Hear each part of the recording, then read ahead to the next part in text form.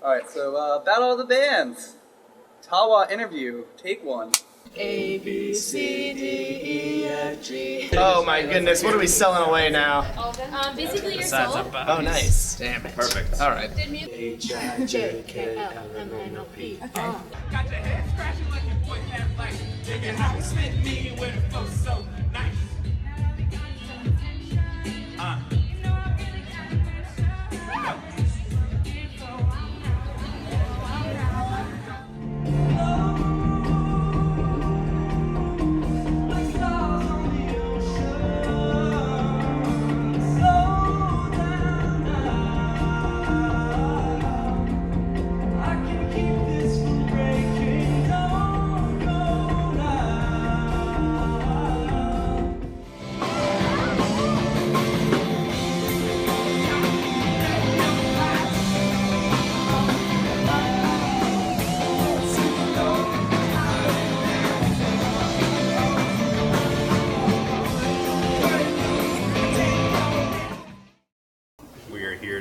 Battle of the Bands? Battle of the Bands is a competition between local bands at Penn State that are comprised of mostly students. And I guess a group of people screens all the applicants and picks anywhere from like 9 to 15 acts. And then they all perform back to back, and a panel of judges grades them across, I think, 5 criterion. For me, it's kind of cool because last October, actually, in 2013, me and John and Derek and another kid who was our drummer at the time played kind of this interesting like cover show where we covered a bunch of Weezer songs. And it was just a really small house party. And then I went abroad and I came back in the fall. And Derek was looking, I think, to get into a little bit more of the singing and some keyboard action. And then they needed someone else to kind of take over some of the guitar parts. I joined them, I'd say, 2 weeks ago. Yeah. Their guitar player quit, and Derek messaged me on Facebook, and it was not creepy at all. Yeah, so I jammed with them, and I guess I could fit into that style too. Yeah, right before we applied for Moving On, we had basically just picked up Leah from just Drew Hot and I rapping. So filling out the questionnaire and like thinking about ourselves as a kind of out of the body experience is really cohesive with formulating what our group is actually about, what we want to do. My preparation for battle is probably a lot different than a traditional band because a lot of my, I guess, performance happens before I get on stage, in the sense that like I'm preparing heavily by producing electronic sounds and preparing samples and loops and whole songs.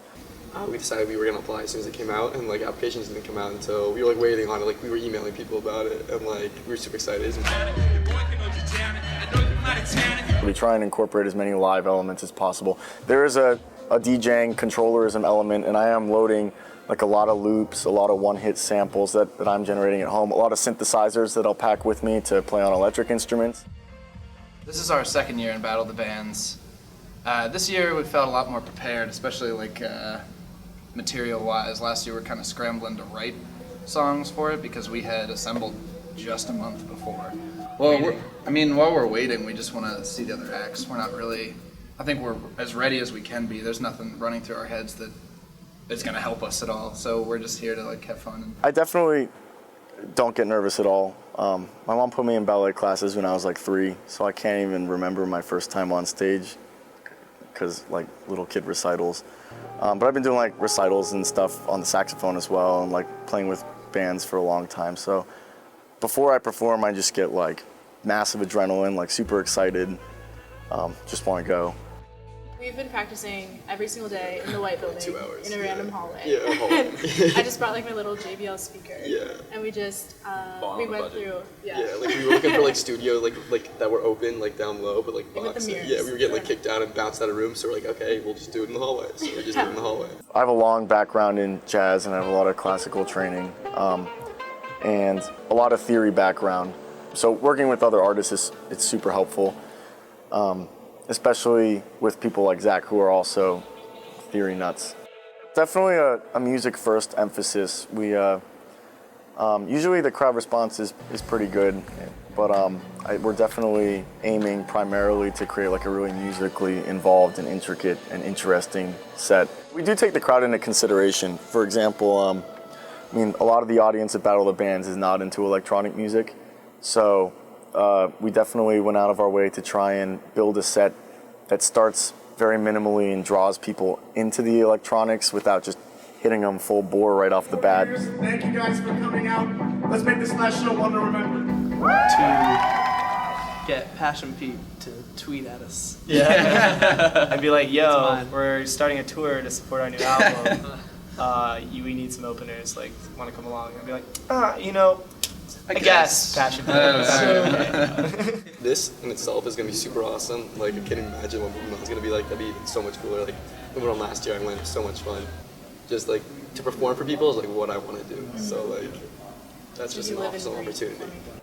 It felt awesome when I did win, but like I said, I'm hyper competitive. Like, I love winning. I hate losing. Not a sore loser, but